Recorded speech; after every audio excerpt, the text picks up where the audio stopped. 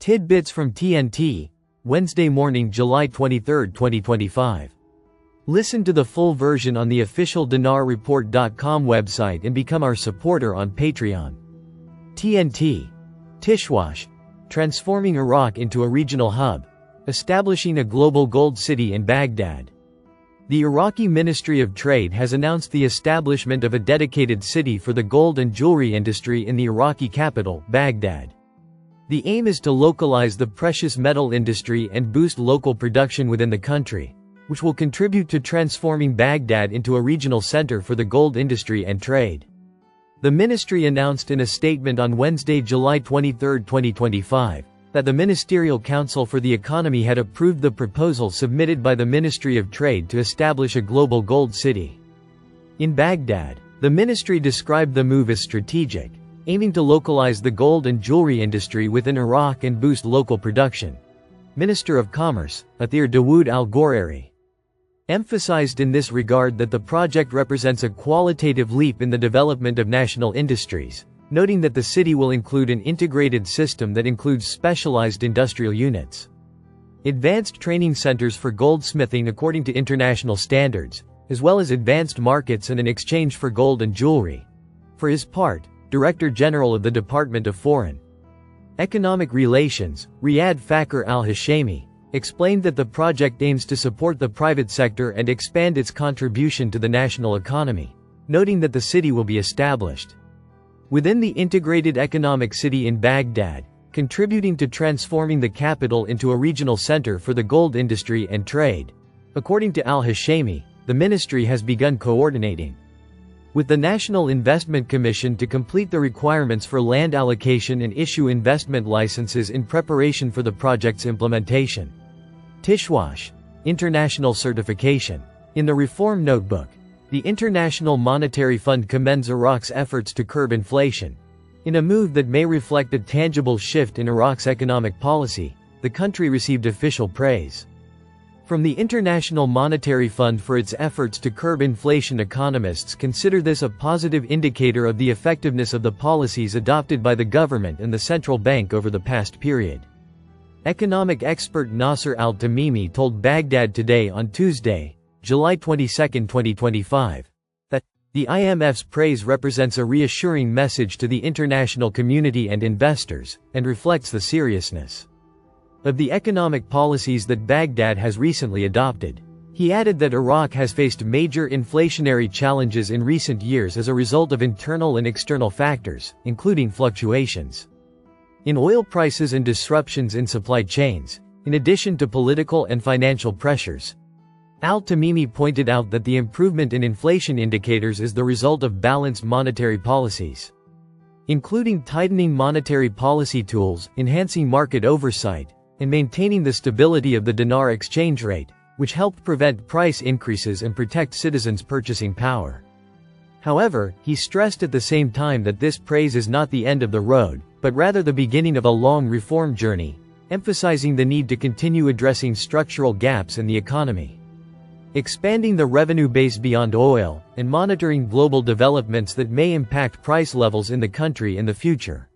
Al-Tamimi concluded his statement by saying, "The IMF report provides a strong impetus to the economic reform process, while simultaneously placing an additional responsibility on decision-makers to continue the corrective approach and achieve comprehensive and sustainable development that serves citizens first and foremost." Economists believe that the Iraqi economy has faced significant inflationary challenges in recent years, influenced by a number of factors, most notably fluctuations in global oil prices, which represent the state's primary source of revenue. In addition, internal political and security crises and disruptions to global supply chains, particularly following the COVID-19 pandemic and the war in Ukraine, have also contributed to this.